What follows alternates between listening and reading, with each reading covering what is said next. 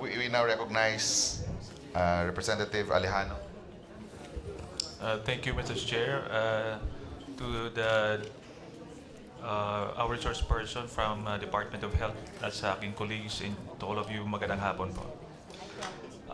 Gusto ko lang po tingnan yung role ng DOH sa kampanya ng ating gobyerno kontra sa droga. Were you, Madam Secretary, instructed to allocate certain portion of your funds for rehabilitation or fund contribution to the campaign against war? That is the mandate of the Department of Health. We are the government agency that runs the treatment and rehab center of the country po. For the record, Madam Secretary, ilan pong mga rehabilitation centers, not only public or maintained by DOH, but also that of the private sector? We have approximately 20 treatment and rehab centers. 13 are with the Department of Health and a number with the local government units, and I think very few number which are private. So approximately 20 treatment and rehab centers. Madam Secretary, according to the website of Dangerous Drugs Board, they have we have around 45 rehabilitation centers all over the country, both public and private. Yes, And that I would like to confirm with your department the capacity, the total capacity of these rehabilitation centers when it comes to rehabilitating drug dependence. Yes. You're right, sir. I'm sorry, I just got this. The government facilities are 15 and non-government facilities are 27. So there's a total of 42 treatment and rehab centers nationwide. Now, with regards the capacity of these rehab centers, we have 3 that are actually non-residential. So we have 39 residential, and it's about 5,000 beds. Thank you, Madam Secretary. In your proposed budget for 2017, I've read in the proposal that you're going to construct, I think, 4 mega rehabilitation centers all over the country. Is that correct, Madam Secretary? Yes, sir. That is according to the marching order of the President. May I know then the capacity or the capacities of these 4 rehab centers? They are actually designed for a 500-bed capacity. So that means those rehab centers could accommodate 2,000 at one time. Is that correct, Madam Secretary? Yes, sir, that's correct. But the one in the camps are more or less what we call mega TRC. These are barracks type establishments that can accommodate 2,000 to 2,500 capacity building. It's different from the standards of the DOH of 500 bed capacity. So yung sinabi niyo po na sa inside ng camps, hindi to kasama tong 4 na ito. Hiwalay pa. Itong I'm sorry, there's a information or misunderstanding. The 4 new treatment and rehab centers with 500 bed capacity will be built in the regions where there are no treatment and rehab centers. So, na-identify po yan, Region 9, Region 4B, and ARM and CAR. May clarify ko lang ulit po, ma'am, no? Aside from the 4 mega rehab centers that could accommodate 5 bed capacity each, meron pa po tayong 5 na parang barracks type sa mga kampo. Tama po ba, ma'am?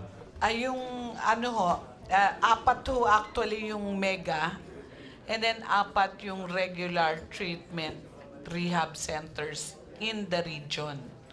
So, yung mega po, which is inside the military camps, that are supposed to have a capacity for 2,000 to 2,500. Medyo nako-confuse lang ako, ma'am, no? Kasi kanina sabi niya mayroon 4 mega rehab centers that have capacity of 500 each.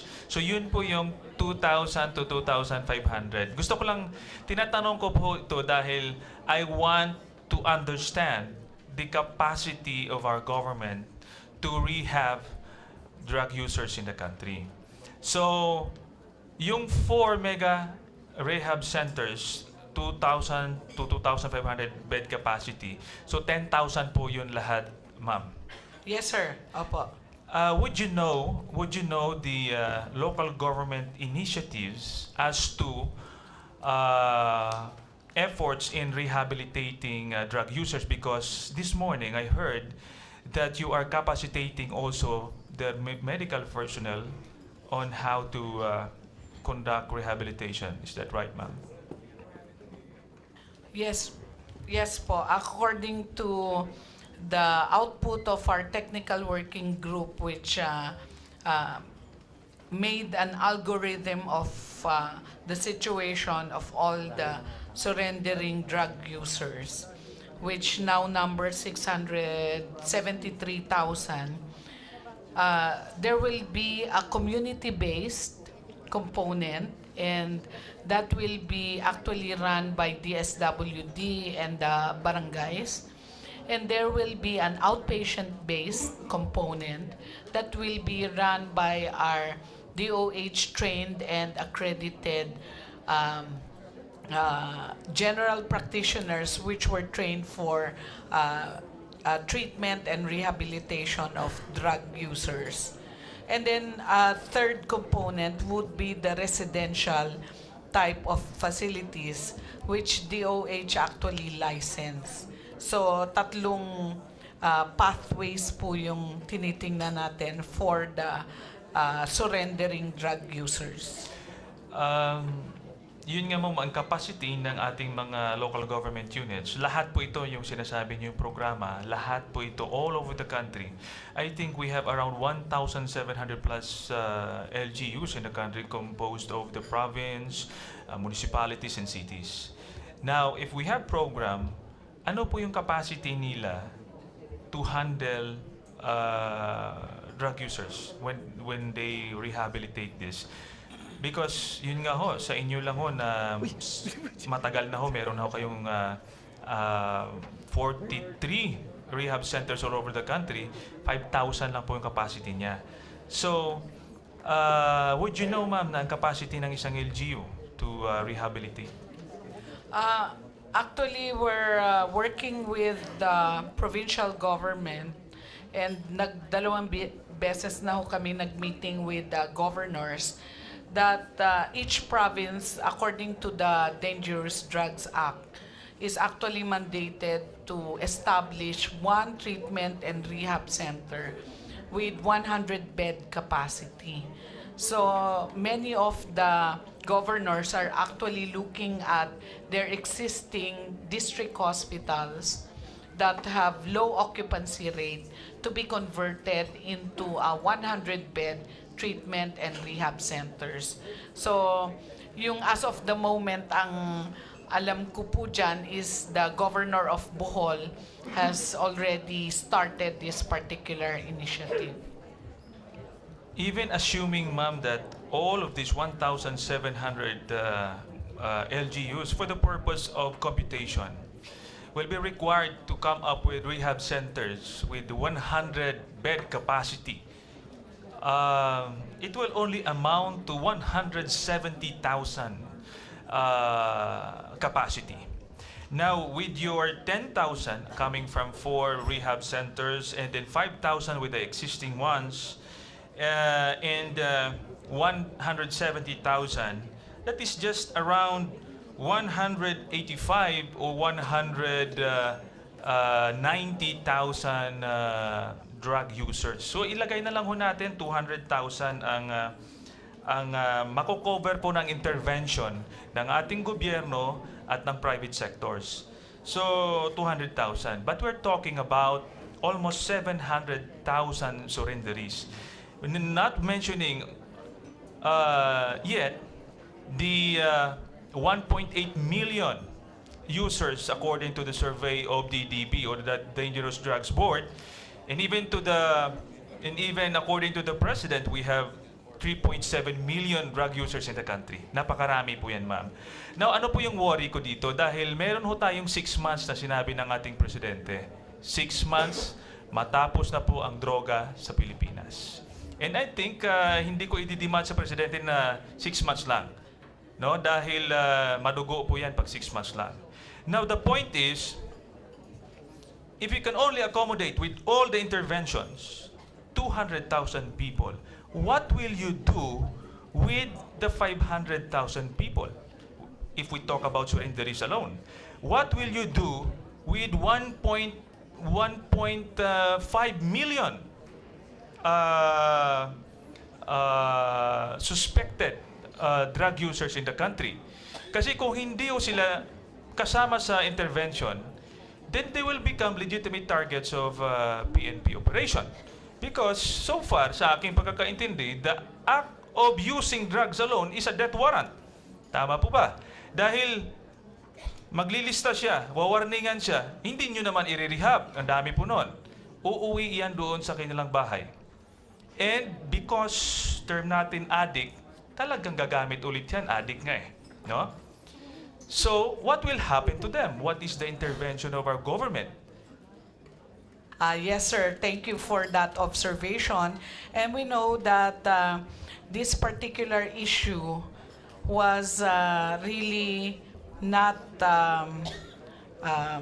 anticipated by any of the government agencies until it actually happened. Even the President was surprised about the number of surrenderies that have occurred in the recent months. So what we're trying to do, this is really a work in progress. We're trying to address the situation as it arises. So yun sinabi ko pong tatlong categories of handling the surrenderies. We believe that 90 to 95% of surrenderies will not need residential care. So ito po yung pupunta sa community-based. And then a sizable amount, about probably 8%, will go to the outpatient intensive services na halos araw-araw po nagre-report sa isang medical practitioner or a group. And then the third category, which will need intensive residential care, tingin po namin dyan 1 to 2%.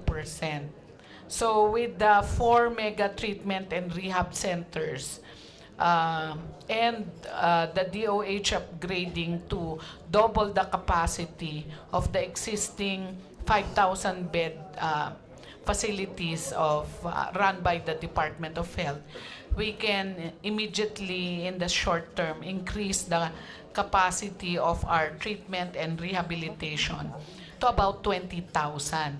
And with the LGU helping out with 10 bed per province, then that can also add another 10,000. So approximately 30,000 bed capacity that will address the need in the short term.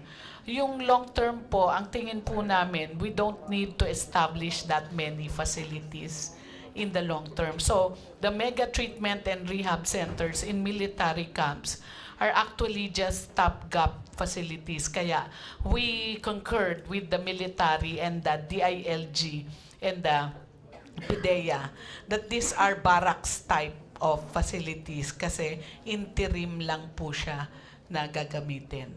So, yun po yung plano. And Even as we speak, we're talking to all sectors. Marami pong actually nagdo-donate na private sector to the President to establish the treatment and rehab centers. And what we're trying to do in the Department of Health para immediately operationalized na po yun is to have our existing treatment and rehab centers. Ilalagay po namin sa mga bagong rehab centers so that as soon as they are finished, they are operational. And we will hire in the interim job order. Pero in the 2017, nandun na po yung PS for the plantilla items of these treatment and rehab centers. So hindi po namin actually na-project ito, but we are trying to do our best to actually respond to the call of the time. Thank you, Madam Secretary. I understand I have limited time, but I just would like to point out that this problem is not just, this is not an ordinary problem and does not need a quick fix solution. Matagal po itong problema na ito. And if you have a timeline of 6 months and your proposal will be implemented in 2017 pa, ano po yung mangyayari sa mga hindi marehab? Yun na yung point ko po. Lastly, gusto ko lang sana mapag-aralan din ng malalim because inadmit na rin ho ninyo na hindi po handa ang gobyerno nung pumasok sa gerang ito. Kung baga pumasok sa gera, kulang yung bala. So, nalalagay tayo sa alanganin. Because in the first place, I don't agree that there were so many alleged violation of human rights. Marami pong natumba sa daan. I think that is not the culture of Filipino. I think we should look out for the welfare of our own citizens. Kahit nga sa ibang bansa, nakulong yung ating kababayan, sinasalbaw natin because we value human dignity, human lives. And now, we are killing our own people. The point is, dapat pag-aralan po ito ng husto ng ating gobyerno to really find out the causes, the root causes of the problem, because this is not just a criminal problem. We have problem in economy, poverty, and everything. That is why, malaman ho natin ng eksakto anong tumatakbo sa utak ng ating mga kababayan, anong koso nito, so that we can propose appropriate solutions. Otherwise, we will continue to see dead people on the streets without really solving the problem after 6 years. Kasi nga hindi pa natin pinag-usapan yung amount, yung budget nyo ho doon sa construction, sa maintenance, sa operations, hindi pa natin pinag-usapan doon. And the qualification of those people who will handle these rehabilitation centers. This is a special case, special training. And I believe you only have around 111 personnel all over the country who are accredited by DOH to conduct drug dependency examination. So this is a big problem, and I believe pag-aralan ho ng malalim ito. Otherwise, next year, yun din ang problema natin. Thank you, Mr. Chairman. Thank you, Madam Secretary. I assure the members of the House of Representatives we are studying the program and looking closely at it. We're meeting weekly po. Weekly po ang meeting namin dito. And I have full-time staff addressing this particular concern. And we have a full-time assistant secretary on top of the situation. And rest assured po that we do not condone human rights violations in the Department of Health. In fact, we have created a human rights unit under the Office of the Secretary for all these concerns. Hindi po natin pinapabayaan na malabag ang karapatan ng pangtao ng kahit sino po. Thank you, Madam Secretary.